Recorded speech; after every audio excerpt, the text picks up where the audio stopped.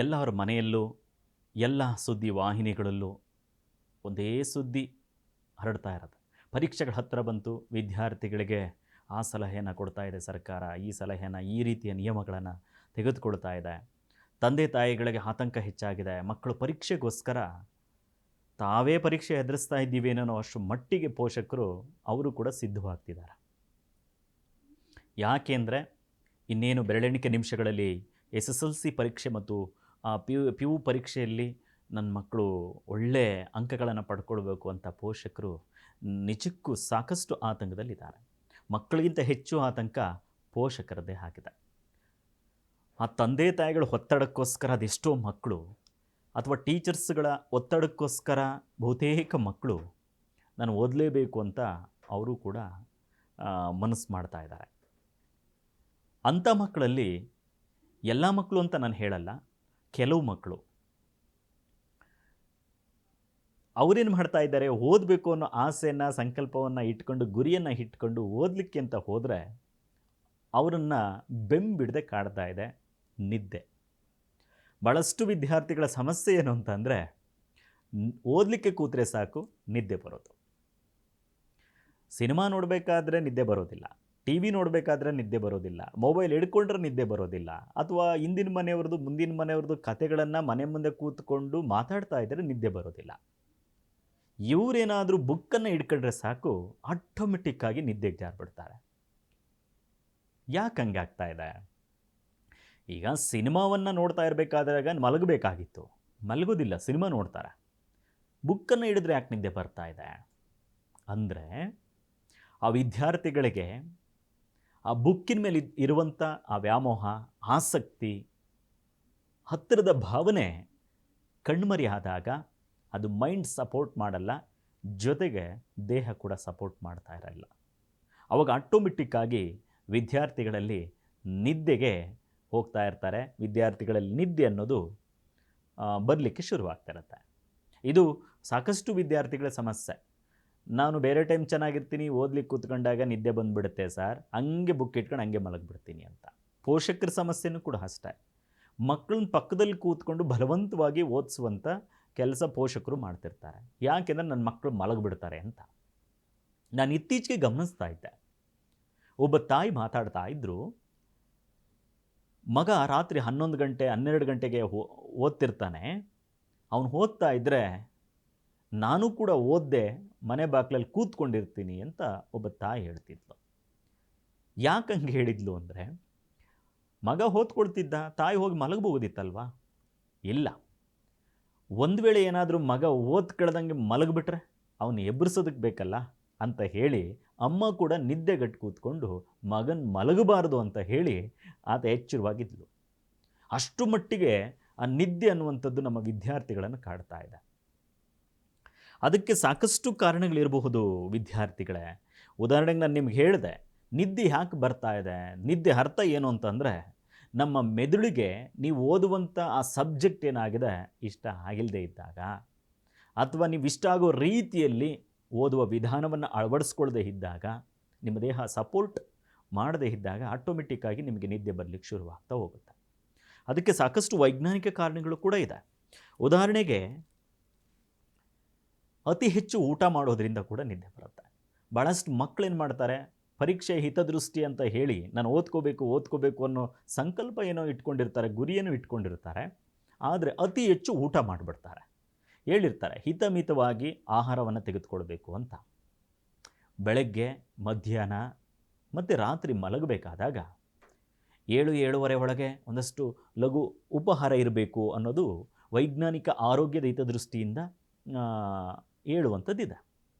ಆದರೆ ಸಾಕಷ್ಟು ಮಕ್ಕಳೇನು ಮಾಡೋದು, ಅತಿ ಹೆಚ್ಚು ಊಟ ಮಾಡಲಿಕ್ಕೆ ಟ್ರೈ ಮಾಡೋದು. ಜಾಸ್ತಿ ಊಟ ಮಾಡಿದ್ರೆ ಏನಾಗುತ್ತೆ, ಸೋಮಾರಿತನ ಅಟ್ಯಾಕ್ ಆಗುತ್ತೆ, ನಿದ್ದೆಗೆ ನಿಧಾನಕ್ಕೆ ಜಾರ್ತಾರೆ.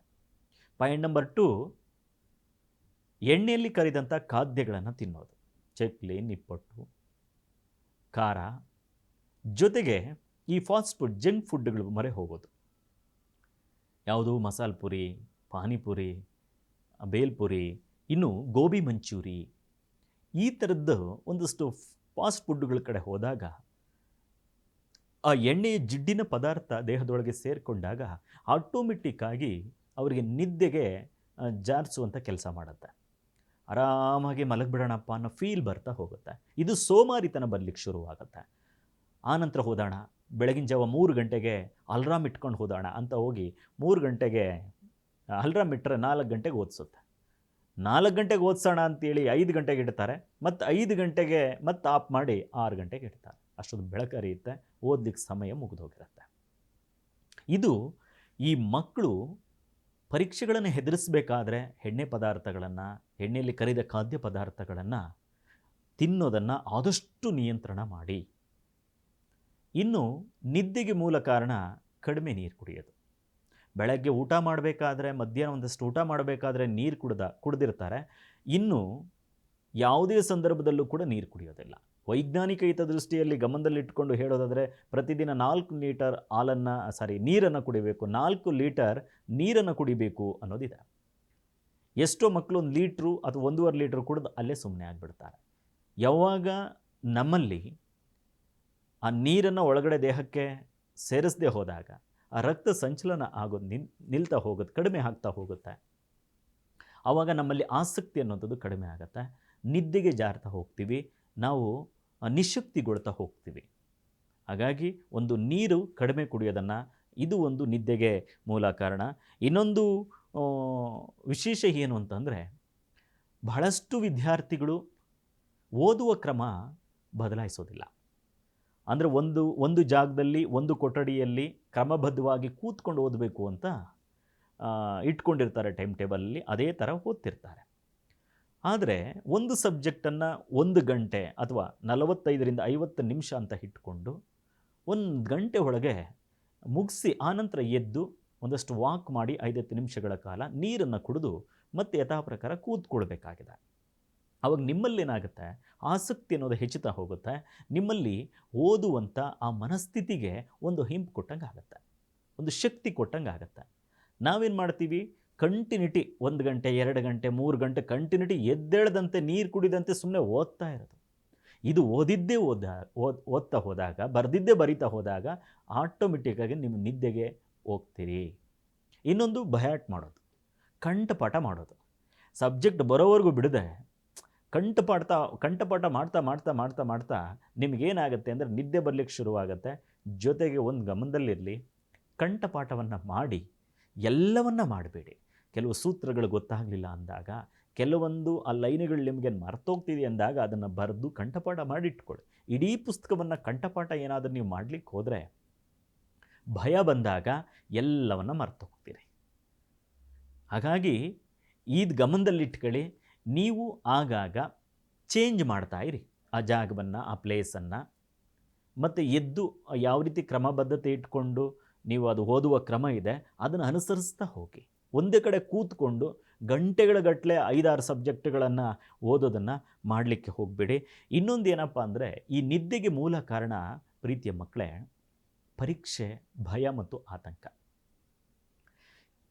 ಏನಾಗ್ಬಿಡುತ್ತೋ, ಪರೀಕ್ಷೆಯಲ್ಲಿ ನಾನು ಫೇಲ್ ಆಗಿಬಿಟ್ರೆ ನಮ್ಮ ಟೀಚರ್ಸ್ ಬೈದ್ಬಿಡ್ತಾರೆ, ನನ್ನ ಹೆತ್ತಂಥ ತಂದೆ ತಾಯಿಗಳು ಬೈತಾರೆ, ಸಮಾಜದಲ್ಲಿ ತಲೆ ಎತ್ತಿ ನಡೆಯೋದು ಹೆಂಗೆ, ಈ ಥರದ್ದು ನಕಾರಾತ್ಮಕ ಆಲೋಚನೆಗಳು ನಿಮ್ಮನ್ನು ಓದುವ ಆಸಕ್ತಿಯನ್ನು ಕ್ಷೀಣಿಸ್ತಾ ಹೋಗುತ್ತೆ. ಜೊತೆಗೆ ನಿಮಗೆ ನಿದ್ದೆ ಬರಲಿಕ್ಕೆ ಶುರುವಾಗುತ್ತೆ. ಹಾಗಾಗಿ ಅಳುಕು ಬೇಡ, ಭಯ ಬೇಡ, ಆತಂಕ ಬೇಡ. ನಿನ್ನ ಗುರಿ ಒಂದೇ, ಓದಬೇಕು. ನಿನ್ನ ಗಮ್ಯ ಒಂದೇ, ನಾನು ಮುಟ್ಟಬೇಕು. ಪರೀಕ್ಷೆಯಲ್ಲಿ ಇಷ್ಟು ಅಂಕಗಳನ್ನು ಪಡ್ಕೊಂಡು ನಾನು ಸಾಧಿಸಬೇಕು. ಇದ್ರ ಕಡೆ ಅಷ್ಟೇ ನೀನು ಫೋಕಸ್ ಮಾಡ್ತಾ ಹೋಗಬೇಕು. ಅದನ್ನು ಯಾವುದೇ ಕಾರಣಕ್ಕೂ ನೀನು ಜಾಗೃತಿಯನ್ನು ಮರಿಬೇಡ, ಎಚ್ಚರವನ್ನು ಕೆಡಬೇಡ. ನಿಂದು ಪರೀಕ್ಷೆಯಲ್ಲಿ ಇಷ್ಟೇ ಅಂಕ ಪಡಬೇಕು ಅನ್ನೋ ಎಚ್ಚರವನ್ನು ನೀನು ಯಾವಾಗಲೂ ಇಟ್ಕೊಂಡಿರಬೇಕು. ಇನ್ನೊಂದು ಮುಖ್ಯ ವಿಚಾರ ಏನು ಅಂತಂದರೆ, ವಿದ್ಯಾರ್ಥಿಗಳೇ, ಒಂದು ಚಿಕ್ಕ ರೂಮು, ಅದರಲ್ಲಿ ಬೆಳಕಿಲ್ಲ, ಗಾಳಿ ಇಲ್ಲ, ಅಂಥ ರೂಮಲ್ಲಿ ಕೂತ್ಕೊಂಡಾಗ ನಿಮಗೆ ಆಟೋಮೆಟಿಕ್ಕಾಗಿ ನಿದ್ದೆ ಬರಲಿಕ್ಕೆ ಶುರುವಾಗುತ್ತೆ. ಹಾಗಾಗಿ ಸಾಧ್ಯವಾದಷ್ಟು ನೀವು ಗಾಳಿ ಬೆಳಕಿರುವಂಥ ಕೊಠಡಿಯಲ್ಲಿ ಓದೋದಕ್ಕೆ ಶುರು ಮಾಡಿ. ಇನ್ನೊಂದು, ರೂಮ್ ಯಾವಾಗಲೂ ಸ್ವಚ್ಛವಾಗಿಟ್ಕೊಳ್ಳಿ. ಯಾವಾಗ ರೂಮ್ ಸ್ವಚ್ಛವಾಗಿರುತ್ತೋ ನಿಮ್ಮಲ್ಲಿ ಆಸಕ್ತಿ ಕೂಡ ಹೆಚ್ಚುತ್ತಾ ಹೋಗುತ್ತೆ. ನಿಮಗೆ ಆಸಕ್ತಿ ಹೆಚ್ಚುತ್ತಾ ಹೋದರೆ ಆ ನಿದ್ದೆ ಅನ್ನೋದು ಅವಾಯ್ಡ್ ಆಗುತ್ತೆ, ಕಂಟ್ರೋಲ್ ಆಗುತ್ತೆ. ಇನ್ನೊಂದು ಮುಖ್ಯ ವಿಚಾರ ನಿಮಗೆ ನಾನು ಹೇಳಬೇಕು. ಯಾಕೆ ಅಂದರೆ, ಕುಟುಂಬದ ಜವಾಬ್ದಾರಿಯನ್ನು ಯಾವ ವಿದ್ಯಾರ್ಥಿಗಳು ನೆನಪಿಸ್ಕೊಳ್ಳೋದಿಲ್ಲ. ತಂದೆ ತಾಯಿಗಳ ಕಷ್ಟಗಳನ್ನು ಯಾವ ವಿದ್ಯಾರ್ಥಿ ನೆನಪಿಸ್ಕೊಳ್ಳೋದಿಲ್ಲ. ನಿಮ್ಮ ಪಾಠ ಮಾಡುವಂಥ ನಿಮ್ಮ ಟೀಚರ್ಸ್ಗಳ ಪರಿಶ್ರಮವನ್ನು ಯಾವ ವಿದ್ಯಾರ್ಥಿ ನೆನಪು ಮಾಡ್ಕೊಳ್ಳೋದಿಲ್ಲ. ಆತನಿಗೆ ತನ್ನ ಜವಾಬ್ದಾರಿ ಅನ್ನೋದು ಮರ್ತೋಗ್ತಾ ಹೋಗುತ್ತೆ. ಯಾವಾಗ ಜವಾಬ್ದಾರಿ ನಾನು ಗೆದ್ದೇ ಗೆಲ್ಲಬೇಕು ಅನ್ನುವಂಥ ಬದ್ಧತೆ ಮರಿತಾ ಹೋಗ್ತಾನೆ, ಆಟೋಮೆಟಿಕ್ಕಾಗಿ ಆತನಿಗೂ ಕೂಡ ನಿದ್ದೆ ಬರ್ತಾ ಹೋಗುತ್ತೆ. ಹಾಗಾಗಿ ನೀವು ನಿಮ್ಮ ಹೆತ್ತಂಥ ತಂದೆ ತಾಯಿಗಳ ಬಗ್ಗೆ ನೆನಪು ಮಾಡ್ಕೊಳ್ಳಿ, ನಿಮ್ಮ ಗುರುಗಳ ಶ್ರಮಗಳ ಬಗ್ಗೆ ನೆನಪು ಮಾಡ್ಕೊಳ್ಳಿ, ಮುಂದಿನ ಭವಿಷ್ಯವನ್ನು ನೆನಪು ಮಾಡಿಕೊಂಡು ನಾನು ಹೇಗೆ ತಯಾರಿಯನ್ನು ಮಾಡಿಕೊಳ್ಬೇಕು, ನಾನು ಮಲಗಬಾರ್ದು ಅಂತ ನಿನ್ನ ಮನಸ್ಸಿಗೆ ತಟ್ಟಿ ಎಬ್ಬಿಸಿ ಹೇಳಿ ನೀನು ಓದಲಿಕ್ಕೆ ಶುರು ಮಾಡಬೇಕು. ಇನ್ನೊಂದೇನು ಅಂದರೆ, ಈ ನಿದ್ದೆಗೆ ಅತಿ ಹೆಚ್ಚು ಮೂಲ ಅಂದರೆ ನಿದ್ದೆ ಬರಲಿಕ್ಕೆ ಕಾರಣ ಆಗೋದು ಯಾವುದು ಅಂದರೆ ಪೋಷಕರ ಆ ಅಂಕಗಳ ಒತ್ತಡ ಬಿದ್ದಾಗ.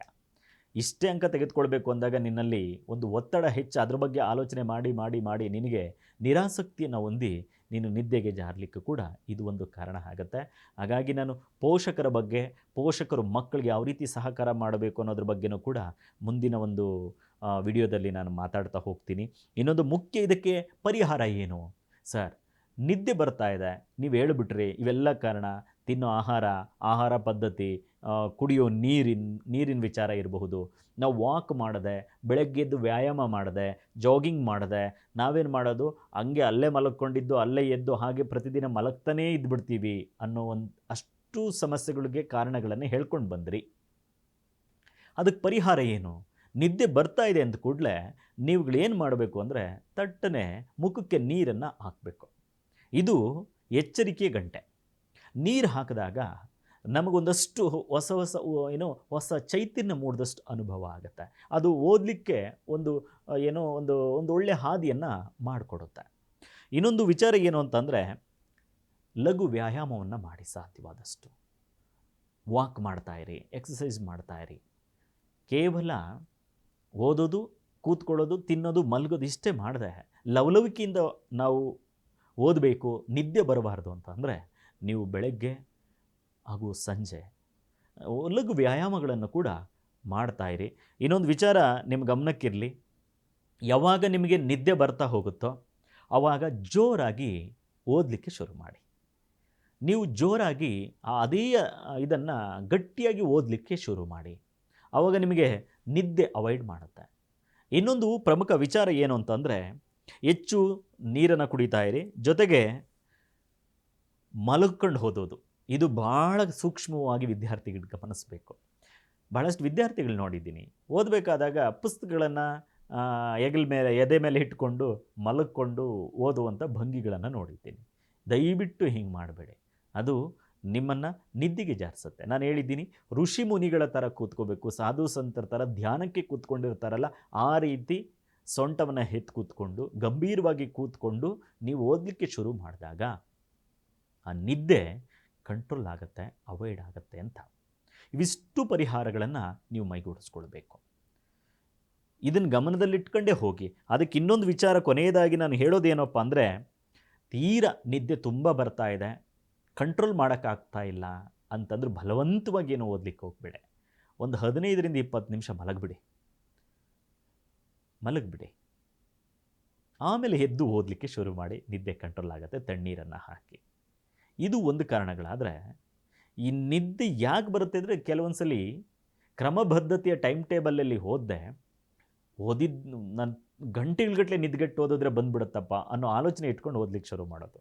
ರಾತ್ರಿ 1 ಗಂಟೆ, 2 ಗಂಟೆ, 3 ಗಂಟೆವರೆಗೂ ಓದ್ತಾನೆ ಇರೋದು.